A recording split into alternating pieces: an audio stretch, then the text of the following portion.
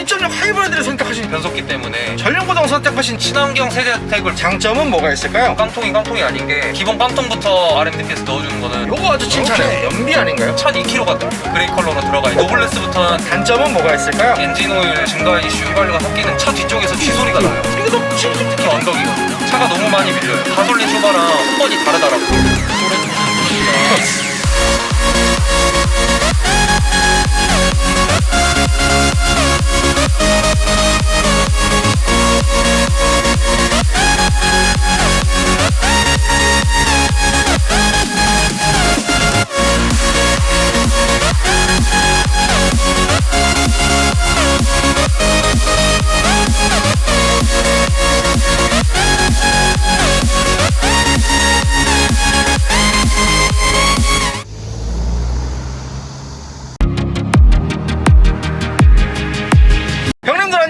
현기사입니다. 2020년 2월 출시된 이후 중형 SUV의 장점과 고유가 시대와 맞물려 현재까지도 어마어마한 인기를 끌고 있는 기아의 전통 강호 SUV 바로 소렌토 하이브리드입니다. 풍부한 장점과 합리적인 연비를 바탕으로 4세대 인기 4 소렌토 하이브리드 구매를 고민하시는 분들이 굉장히 많으실 텐데요. 그래서 소렌토 하이브리드 차주분을 만나러 광주광역시에 도착했습니다. 가볍게 자기소개 한번 부탁드릴게요. 네, 안녕하세요. 광주 살고 있는 27살 소렌토 하이브리드 차주입니다. NF 소나타 트랜스폼에 한번 나와주시지 않았나요? 네, 맞습니다. 이 차량의 소개 좀 부탁드릴게요. 이 차는 소렌토 하이브리드 2021년식이고요 5인승 모델로 프레스티지 제일 낮은 트림으로 구매를 했고 스타일 옵션 95만원이랑 썬루프 110만원 이렇게 옵션 딱 두 개만 넣어가지고 구매했던 차입니다. 이 차량의 실내외 색상은 뭔가요? 실외 색상은 그라파이트 색깔이고 실내는 이제 네이비 앤 그레이인데 소렌토 하이브리드 같은 경우는 블랙 색상 컬러 선택이 아예 불가능하고 네이비 그레이 혹은 오렌지 색깔 선택 둘 중에 하나가 가능한데 전시차를 보러 갔는데 전부 다 오렌지 색깔이었어요. 이 색깔로 진열되어 있던 전시차가 없었습니다. 그래서 이제 좀 더 호기심도 갔던 거고 그리고 결론적으로는 너무 조금 약간 찜질방 느낌이 나가지고 마음에 안 들어서 그래서 그냥 홧김에 질렀죠. 이 차량 신차로 구매하신 건가요? 네, 신차로 구매했고 작년 8월 중순쯤에 계약을 해서 11월 말쯤에 차 인도 받았던 것 같습니다. 왜 이렇게 빨리 받으신 거예요? 사실 차 구매할 때 전략적으로 가기도 했었는데 원래는 이제 6개월 통지를 받았는데 옵션을 빼다 보니까 반도체가 빠지더라고요. 그래서 이제 3개월 만에 차를 바로 받을 수 있다라고 딜러분께 연락이 온 거예요. 이 차량 구매 가격은 어떻게 되나요? 총 3,720만 원 정도의 차를 구매하게 됐습니다. 현재 총 주행거리는 어떻게 되나요? 지금 1,720km 정도 주행을 했습니다. 그 전에 타시던 차는 어떤 차 타셨나요? 기아 11년식 포르텔 그 차를 타고 다니다가 업무용으로 이전에 한기사님과 같이 이제 촬영했던 NF 소나타 트랜스폼을 같이 운행하고 있는 차주입니다.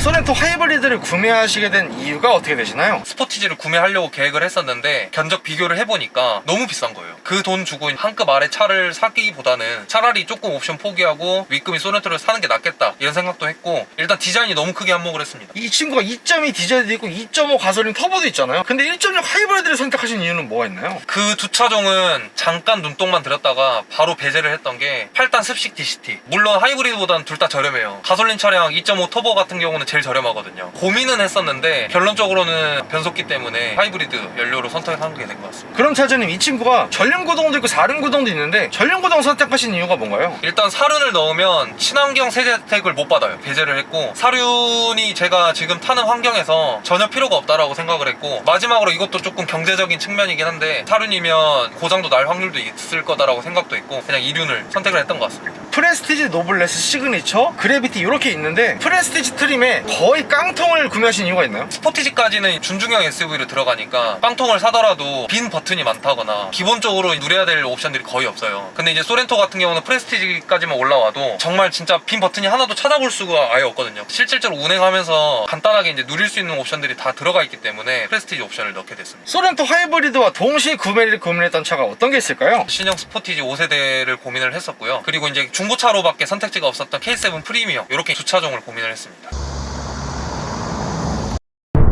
소렌토 하이브리드의 장점은 뭐가 있을까요? 깡통으로 출고했다라는 것 자체가 장점이 되는데 일단 안전상 옵션 같은 경우는 기본적으로 다 들어가 있어요. 차선 이탈 방지, 차선 유지 보조 뭐 이런 것들이 다 기본적으로 들어가 있고 그 다음 후방 주차는 보통 기본적으로 들어가 있긴 한데 전방 주차까지 들어가 있으니까 운전하기도 너무 편한 것 같고 대부분 기아 차들은 10.25인치 내비게이션을 이제 필수 옵션으로 넣고 탑승을 하시는데 소렌토 같은 경우는 8인치 디스플레이어를 넣어도 티맵이랑 연동이 돼가지고 돼가지고 애플 카플레이어나 안드로이드 오토가 다 돼서 내비를 안 넣어도 해결이 되는 부분이 있었고, 디자인적으로 거의 차이가 없어서 디자인적으로 전혀 해치지도 않고, 마지막으로 스마트 크루즈 컨트롤이 안 들어가 있긴 하지만 일반 크루즈가 들어가 있어서 고속도로 주행함에 있어서도 구간 단속할 때 그런 부분에서도 요긴하게 쓸 수 있고, 기본적으로 이제 열선 시트나 통풍 시트, 그리고 운전석에는 전동 시트가 다 들어가 있고요. 조수석에도 워크인 디바이스가 들어가 있어서 제가 따로 이제 시트 조절을 할 수 있습니다. 이게 근데 정말 깡통이 아닌 게, 제 친구가 저랑 아예 똑같이 차를 구매를 했어요. 아, 친구분께서요? 네, 아예 네. 똑같은 색상, 똑같은 옵션으로 구매를 했는데, 그 친구 같은 경우는 QM6 2.0 가스를 타고 있던 이제 차주였는데, QM6 풀옵션이었는데, 아무래도 풀옵션을 타다가 아무리 소렌토 하이브리드가 더 신형이고 예쁘다라고 하더라도 옵션의 부족함을 이제 느끼기 마련인데, 차 가격이나 디자인이 그 금액을 커버를 해줘 버리다 보니까, 그래서 이제 그 친구도 만족을 하고 자기 지인한테 똑같이 그 차량을 추천해줘서, 저 때문에 지금 파생된 소렌토 하이브리드 깡통이 벌써 2대 차주가 주변에 있습니다. 생각보다 있을 거 다 있고 디자인 마음에 들고 그분도 만족을 하시는 거네요. 네, 맞습니다. 또 다른 장점은 뭐가 있을까요? 이 차가 중형 SUV 치고 유지하는데 비용이 정말 괜찮아요. 일단 1.6 터보가 올라가 있어서 세금이 너무 싸고요. 보험도 제가 지금 같이 병행하고 있는 NF 소나타 트랜스폼이 가스인데, 가스가 보험비가 상대적으로 휘발유나 디젤보다는 조금 비싸대요, 보험사에서. 그래서 그 친구보다 연식도 더 최신 연식인데 보험비도 더 싸고, 그러니까 그런 부분도 메리트로 다가올 수 있는 것 같고, 그리고 가장 중요한 게 저공 혜택을 또 받을 수 있어서 공용 주차장이나 뭐 이런 부분에서 조금 더 주차비 감면이 돼가지고 금액적으로 좀 메리트를 느낄 수 있는 차인 것 같습니다. 소렌토 하이브리드의 가장 큰 장점 중에 하나는 바로 이 달달한 연비 아닌가요? 네, 맞습니다. 연비가 정말 좋습니다. 휘발유 1,600원에서 1,700원 좀 안 되는 금액대에서 만땅 충전을 하다 보면 9만원대에서 10만원 정도가 들어가요. 주행 가는 거리가 1,002km가 뜹니다. 시내 주행만 하다 보면은 EV 모드로 가거나 엔진이 돌아가도 힘이 필요로 한 상황이 많이 없다 보니까 지금 주행하고 있는데도 19.5 연비가 뜨고 있거든요. 그래서 연비 부분에 있어서는 이 차가 절대적으로 해결을 줄 수 있는 차인 것 같습니다. 그리고 2.5 터보 가솔린 똑같은 소렌토 기준으로 10만원 넣으면 주행거리가 한 450km 정도 받고, 그러면은 같은 차 대비 연비가 거의 반타작 이상으로 좋으니까 너무 큰 장점이지 않을까 싶습니다. 지금 저희가 신호 대기 중에 정차 중인데 굉장히 조용해요. 정석성은 장점 아닌가요? 엄청 장점입니다. 너무 조용해서 이렇게 정차 중일 때는 에어컨 소리가 지금 2단밖에 안 됐는데 에어컨 소리 들릴 정도로 정수성 너무 좋고, 그럼 또 다른 장점 뭐가 있을까요? MDPS 조향 장치가 큰 장점이라고 생각을 하는데, NF 소나타 트랜스폼이랑 같이 이제 병행을 해서 운행을 하다 보니까, NF 소나타는 유압식 핸들이라 핸들이 저속에도 너무 무거워요. 주차할 때 너무 힘든데, 이 차 같은 경우는 RNDPS가 들어가 있어서 이 핸들 자체가 너무 장점으로 크게 다가오는 것 같습니다. 제일 낮은 프레스티지 트림인데도 RNDPS가 기본 적용이 된 거, 요거 아주 칭찬해요. 그리고 그랜저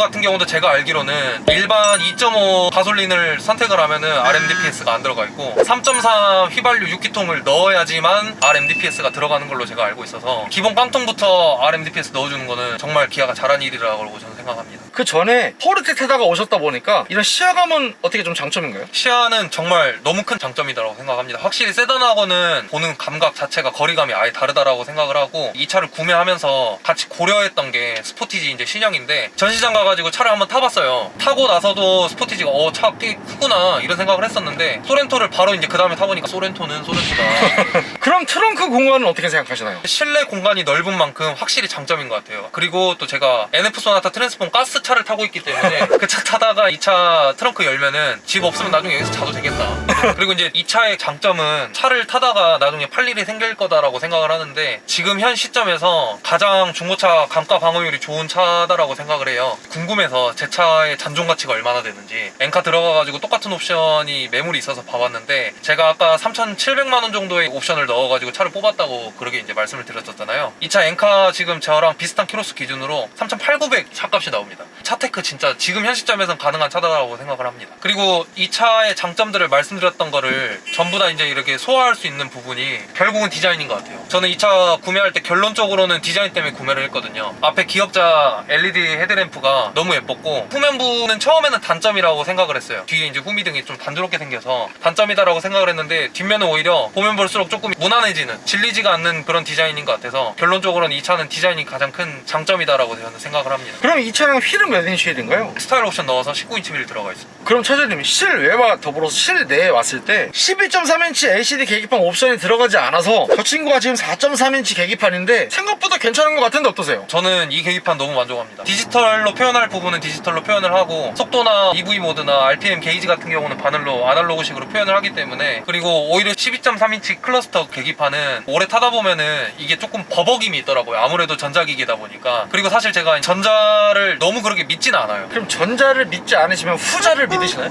예? 어이가 없네. 그리고 이제 이 차가 프레스티지 깡통 옵션에만 적용되는 핸들인데 핸들 컬러가 다 원톤이에요. 가운데 이제 크락션 누르는 부분만 그레이 컬러로 들어가 있는데, 노블레스부터는 제가 알기로는 투톤 핸들로 들어가는데 저는 황토색으로 돼 있는 진열차만 봤었는데 너무 이질감이 저한테는 심해서 이 원톤 핸들 디자인이 장점이다라고 저는 생각을 합니다. 그리고 시그니처 트림 이상부터 들어가야지만 도어 트림이나 이런데 비늘 모양으로 무늬가 들어가잖아요. 그 무늬가 없음에도 무드 디자인이 생각보다 괜찮아요. 그러면 여기 센터에 있는 다이얼식 기어는 어떻게 생각하시나요? 비교가 바로 되는 게 지금 그냥 기어 봉식으로 되어 있는 NF를 타고 있어서 그게 솔직히 조금 더 직관적인 것 같아서 편하기는 그게 더 편한 것 같고, 크게 불편하거나 뭐 좋다거나 큰 장단점은 없는 것 같은데 확실한 거는 현대 버튼식보다는 나은 것 같습니다. 그럼 이 실내 수납 공간은 좀 장점인가요? 네, 수납 공간이 일단 정말 장점인 게 양 옆에 도어 트림에도 다 있고, 그 다음에 센터 패시아 밑에 쪽에도 휴대폰이나 지갑 정도는 충분히 넣을 수 있는 수납 공간이 있고요. 그리고 가장 큰 장점이 여기 정말 깊어요. 깊은 것도 큰 장점이다라고 생각을 합니다. 잠깐만요. 빠질 것 같아요. 잠깐만요.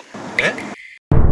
소렌토 하이브리드의 단점은 뭐가 있을까요? 이 단점은 좀 크게 부각이 되어야 된다라고 생각을 하는데, 엔진 오일 증가 이슈가 있어요. 이번에 일단 다행히도 기아에서 오토큐에서 엔진 오일 관련해가지고 이슈 업데이트를 해준다고 말이 나와서 일단 안도의 한숨을 쉬고 있긴 한데 아직 겨울철이 아니거든요. 크게 이슈가 있었던 계절은 늦가을에서 이제 겨울 넘어가는 시점에 엔진 오일에 대한 어떤 그 열 전도가 명확하지 않아서 휘발유가 섞이는 그런 단점으로 알고 있어서 겨울철에 일단 조금 지켜봐야 될 상황인 것 같고, 걱정이 아무래도 있는 게 이게 그냥 단순히 소프트웨어 업데이트 한다고 엔진 오일이 올라가는 걸 막을 수 있을까 이런 생각도 하고, 그리고 제가 지금 소렌토 카페에서 이렇게 보고 있는데 업데이트 하신 분들이 결국은 아직은 반반이에요. 엔진 돌아가는 소음이 커졌다, 뭐 연비가 떨어졌다, 이런 단점도 있는 것 같고, 장점도 뭐 이전보다는 개선사항이 분명히 있다, 이렇게 여론이 반반 나뉘는데, 결론적으로는 새 차를 사서 이런 걱정을 해야 되는가에 대한 의구심이 좀 크게 들어서. 지금은 여름철이잖아요. 그러면 지금은 엔진 오일이 증가되는 이슈는 없는 건가요? 아니, 지금 똑같이 있습니다. 시내 주행에서 확실히 이 엔진 오일 증가가 좀 심한 것 같아요. 엔진이 꺼졌다 켜졌다 하면서 휘발유가 분사될 타이밍이 안 맞아서 자꾸 이렇게 섞이지 않나, 이런 생각을 합니다. 근데 이제 반대로 고속도로를 타면은 EV 모드로 거의 달리지 않고 차체 무게가 있다 보니까 아무래도 엔진이 계속 돌아가기 마련인데, 엔진이 돌아가다 보니까 당연히 열이 생기고, 열이 생기니까 확실히 휘발유 분사를 함에 있어서 섞이지 않고 고속도로 주행하고 나서 엔진 오일 스틱 뽑아보면은 정상 수치에 있어요. 그래서 결론적으로는 차주님께서 이번 겨울도 한번 좀 보시다가 이슈 업데이트를 하러 센터를 방문할 예정이신 거네요. 네, 맞습니다. 무상 수리 기간이 2024년까지인가 그 기간으로 알고 있어서 조치를 취할 생각입니다. 또 다른 단점은 뭐가 있을까요? 제 차에만 해당될 수 있는 단점일 수도 있는데요. EV 모드로 전환될 때 특히 이제 회생제동 할 때 그런 부분이 좀 자주 나타나는 것 같긴 한데, 차 뒤쪽에서 쥐 소리가 나요. 진짜 실제로 찍찍 소리가 나가지고 특정 구간에서만 나는 어떤 하이브리드만의 연료 특성 때문에 날 수도 있겠구나 이런 생각을 했는데, 너무 불특정하게 소리가 나다 보니까 이게 정확하게 어떤 문제다라고 고지 들은 건 없는데 아무튼 쥐 소리가 나서 신차를 받았는데 엔진 오일 증가도 조금 짜증나는데 소음에 관련된 것도 이렇게 나오다 보니까 큰 단점인 것 같습니다. 제가 솔직히 차주님 계셔서 말씀은 못 드렸어요. 저기 뒤에 쥐 한 7마리 있는 줄 알았거든요. 진짜로 뭔가 삐그덕 쥐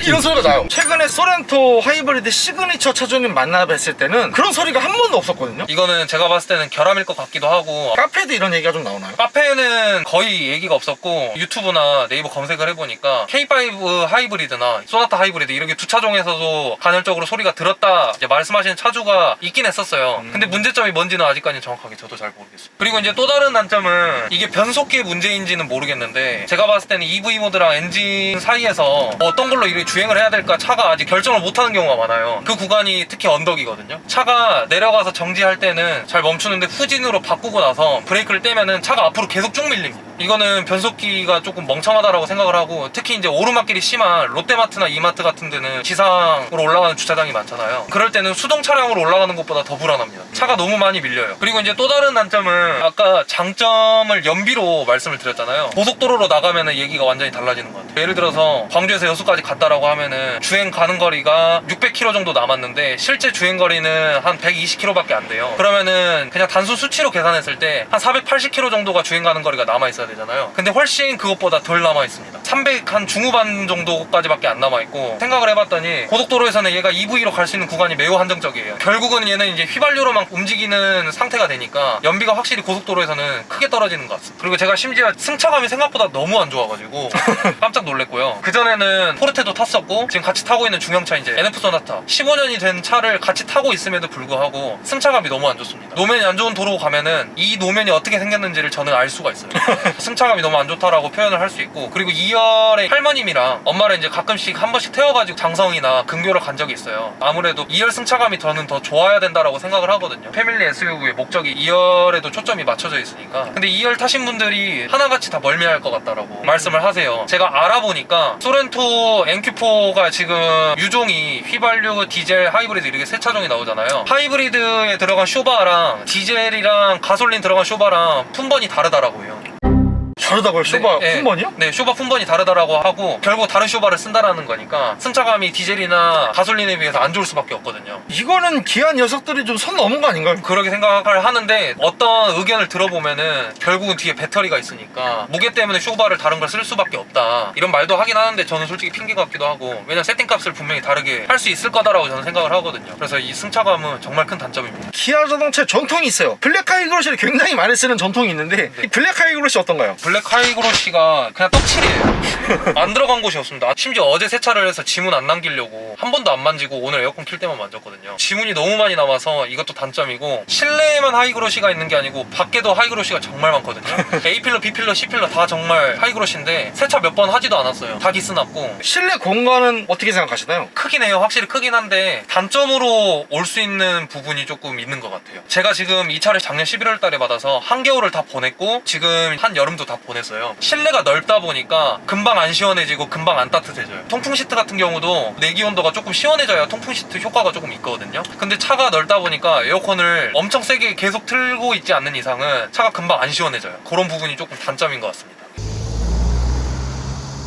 소렌토 하이브리드의 한 달 유지비는 어떻게 되나요? 차 금액은 선수금을 2천 절반을 냈고 1,000만 원을 제가 1년을 추가로 더 모아서 지금은 할부금이 1,000만 원밖에 안 남은 상태고 36개월 지금 할부해서 한 달에 이자 포함해서 딱 30만 원 나오고, 보험료 같은 경우는 130만 원 나오는데 10개월 또 무이자 할부가 돼요. 한 달에 13만 원. 기름값 같은 경우는 1000km를 그냥 간다고 가정을 했을 때 10만 원 주유하면은 갈 수 있는 거리라서 1년 세금은 29만 원 정도가 나오는데 1월 달에 바로 이제 세금 납부하면은 26만 원 정도 내고 있습니다. 소렌토 하이브리드 구매하신 거를 후회하시진 않나요? 네, 후회하지는 않는데 기왕 4천만 원 가까이 돈을 쓰는 거라고 하면은 노블레스 갔으면 어땠을까 하는 고민은 있는데, 이 차체 금액이랑 뭐 기본적으로 들어가 있는 옵션 생각하면은 만족하면서 잘 타고 있고, 금액대에 민감하신 분들은 소렌토 하이브리드 프레지티 드립에 옵션 최소한의 것만 넣어가지고 그렇게 뽑으시면은 정말 최고의 가성비로 사실 수 있다라고 저는 생각을 합니다.